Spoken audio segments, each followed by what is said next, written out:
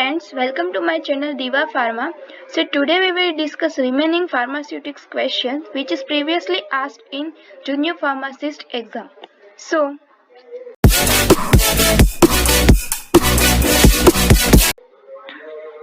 here is our first question. The zero size capsule can fill the volume of zero size की capsule में कितनी volume amount of हम fill कर सकते हैं पैलेट्स को या फिर जो फ्लूइड होता है इसको।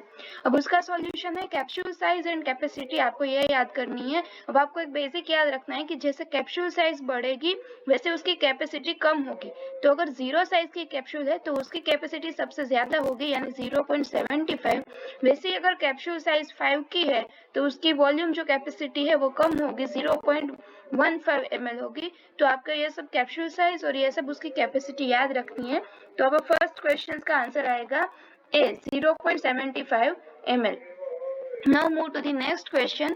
Which of the following test is not officially in Indian Pharmacopoeia 2007? अब जो टेबलेट फॉर्मुलेशन होता है टेबलेट का या फिर जो होते हैं फार्मास्यूटिकल फॉर्मुलेशन उसके बाद हम टेस्ट करते हैं। इवैल्यूएशन टेस्ट के बाद ही उसका जो फॉर्मुलेशन होता है वो कंफर्म होता है। उसके लिए इंडियन फार्माकोपिया में कुछ ऑफिशियल टेस्ट और कुछ नॉन ऑफिशियल टेस्ट बताए गए हैं।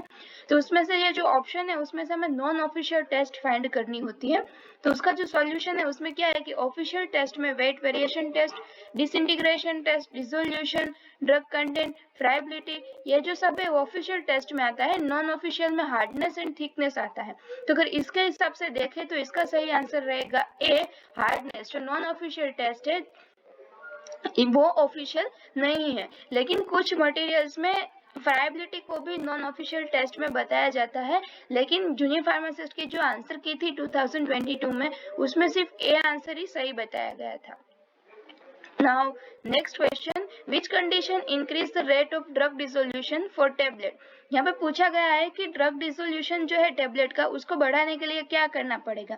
तो बेसिक सी बात है कि अगर ड्रग टेबलेट जो टेबलेट है उसके पार्टिकल साइज है जो ड्रग के उसकी साइज को रिड्यूस कर दे तो उसका जो डिसोल्यूशन है वो ज्यादा होगा। और उसके साथ ही हमने आगे बी फार्मास्यूटिक्स में ये भी देखा था कि अगर आयोनाइज फॉर्म हो, आयोनाइज और सॉल्ट फॉर्म हो ड्रग का तो उसका भी डिसोल्यूशन सबसे ज्यादा रहता है। तो यहाँ पे जो स्यूटिक्स का बेसिक लॉजिक है उसके अकॉर्डिंग देखे तो बी और सी दोनों आंसर सही रहते हैं और इसके आंसर की में दोनों आंसर वालों को मार्क्स दिए गए थे। Now next question, which or inorganic salt is used in expectorant? यहाँ पे expectorant के लिए जो salt यूज होती है वो है एमोनियम क्लोराइड जो म्यूकस सिक्रेशन के अंदर हेल्प करती है। तो जो एमोनियम क्लोराइड है वो एज एक्सपेक्टोरेंट यूज होती है। जो सोडियम बाइकार्बोनेट हुआ है वो मेटाबॉलिक एसिडोसिस में यूज होते हैं।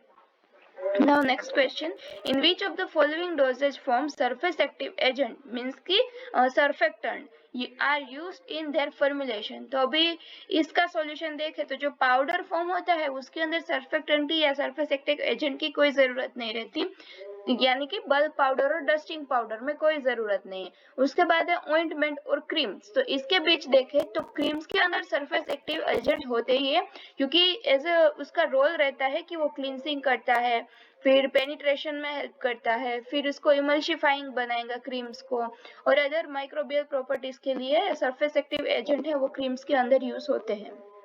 Now next question, which of the following is an example of indiffusible powder?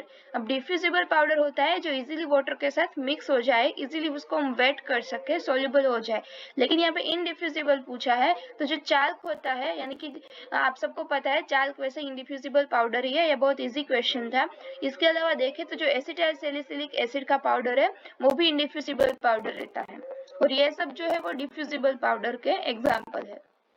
Now next question, the first edition of Indian Pharmacopoeia, ये जूरी से क्वेश्चन है। ये फार्माकोपिया का जो फर्स्ट एडिशन था वो 1955 में आया था। Next question, the dissolution rate of drug from tablet में be increase by. Dissolution rate से लेके दूसरा क्वेश्चन पूछा गया था एग्जाम में। उसमें पूछा है कि डिसोल्यूशन रेट फिर से बढ़ाना है तो कैसे बढ़ा सकते हैं टेबलेट फॉर्म का।